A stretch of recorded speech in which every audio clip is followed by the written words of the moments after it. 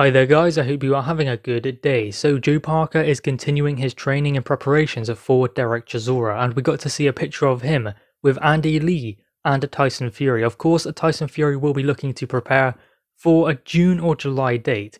It is uncertain when he will be fighting next, and still kind of uncertain who he will be fighting. I mean, a contract has been signed with Anthony Joshua, but we cannot get our hopes up until 100% the fight is happening, date and venue confirmed, then the fight is on. So he is obviously ticking over. I would imagine he would go into camp very soon if they are working towards a date in June or July. Now, Joseph Parker is also in training camp and preparations for Chisora, and there are different things that he is going to be working on, and I believe that Tyson Fury actually advised him to go and work with Andy Lee, because that is a very good trainer in the making, considering the work he done with a Tyson Fury in preparations for Deontay Wilder number 2. So Derek Chisora is going to be a tough opponent for Joseph Parker, and he needs a different style to what he had last time. I do believe that a fighter like Derek Chisora will bring the best out of Joseph Parker, or it will break him. One or the other. This is make or break for Parker, because he's had a few lackluster performances. Let's be real, we can't call it anything else. The Junior Farr fight wasn't that great. I know he got the victory, and that is what is important. But at the end of the day, can you consider him beating AJ, Tyson Fury? Even Derek Chisora based off of that performance, could you imagine him beating him? No. If he wants to be number 1 in the division, he needs to change things and adjust. That is extremely important for him at this point in his career. Now, I do believe that he looks better against fighters like Derek Chisora who do press him and force him into a fight. Someone like a Junior Farr who decides to box him, similar to the Hughie Fury performance, you don't get the best at Joseph Parker, and that is down to him being forced to be the aggressor, which he's not normally in these type of fights. Maybe working with Andy Lee, that will change. Because Andy Lee was a skillful boxer, good body puncher, but also an aggressive fighter, and hopefully some of that transfers into Joseph Parker. Otherwise, why would he go with a trainer like that? And I do believe that Andy Lee has the makings to be a great trainer, and it will be interesting to see what kind of approach he takes to training Joseph Parker. Is he going to expect him to go on the front foot? Is he going to expect him to box, then get stuck in when he must? Or is he going to stand there and trade with Derek Chisora? I'd like to see that because it makes for a great fight, but there must be some kind of limit. He cannot just go in there looking to go blow for blow with Chisora, because that makes it a lot more difficult than he needs to. But at times, he's going to be forced to trade with Chisora, because Chisora will edge closer every moment the fight goes on. So Chisora's not going to want to box Parker. He can't box with him, because Chisora is an okay boxer, but there are other aspects that he can use that will benefit him in the fight, and just pure boxing is not going to be one of them. Therefore, he's going to have to drag Joseph Parker into a dogfight, and as I said, he's going to edge closer each and every moment the fight goes on, so Parker must be prepared for that. The performance against a Junior Farr is not good enough. He cannot expect it to hold and make the ref reset them. That's not going to work. Parker is going to have to be rough and tough on the inside. Parker is an interesting one because a lot of boxers in the heavyweight division, they need to learn a lot more boxing fundamentals, whereas Parker has that. He needs to learn to get stuck in more. I mean, look at him in the Dillian Whyte fight. Dillian Whyte forced him to fight a certain way, and at times he looked like he was playing possum almost, like he didn't really want to be in there, but he seemed to adjust and eventually warmed back into the fight and almost got the stoppage. I know that he says if I had 10 seconds more, I would have stopped Dillian Whyte. No, you get 36 minutes, you get 12 rounds. That's how long you have to beat your man. If you cannot do it in that time, then you cannot beat him, and that is why Dillian Whyte got the victory. So there is no more 10 seconds and he would have won, because there are no 10 more seconds. Therefore, Joseph Parker lost that fight. But there are many things he can learn from that contest, which you would think he would have learned, but he hasn't just yet. And that's another interesting thing with Joseph Parker. It seems like he hasn't learned.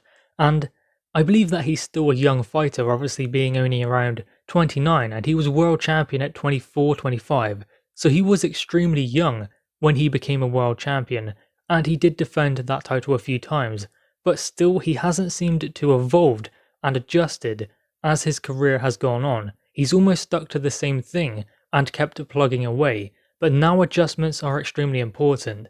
It is just whether he does take those things on board.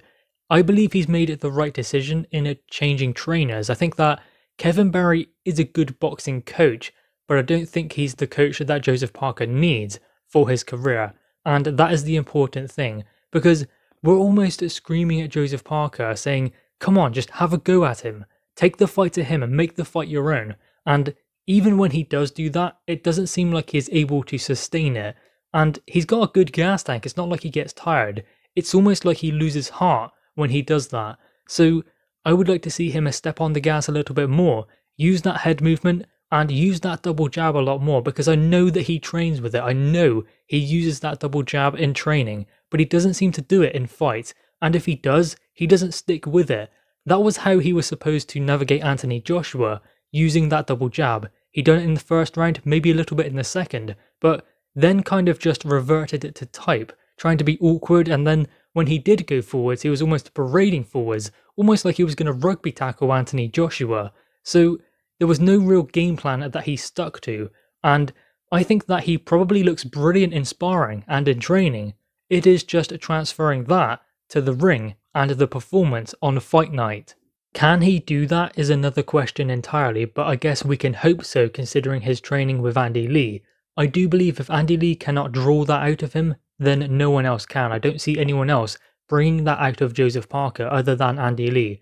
As I said previously in the video, I think Andy Lee has the great makings of a trainer. So we always say this about Joseph Parker. We say that we want to see more, or there is more from him. We know there is something there because we have seen glimpses of what he is able to do, and it does look special, but we do need to see it in the ring at some point. And we have to ask the question, is he going to be able to actually achieve that, or is he just someone we have looked at and expected to be better than what he actually is?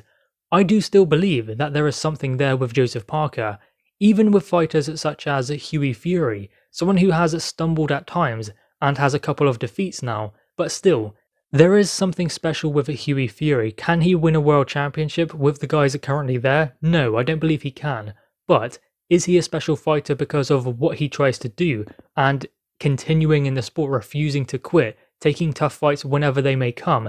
Yes, there is something special about him, and someone who is able to go in there with Povetkin, take right hand after right hand, showing his toughness, and then going in there with Mariusz Vach, not the best of opponents, but still looking to try and get rid of him, but then failing to do so, getting cut as well, still then reverting it to boxing and getting the victory. There is something to be said about the ability to be able to do that, and I think that we are seeing things like that in Joseph Parker as well. There are glimpses, but we need to see a lot more to convince us that he can compete with the likes of perhaps Dillian Whyte once again, perhaps Anthony Joshua, Tyson Fury.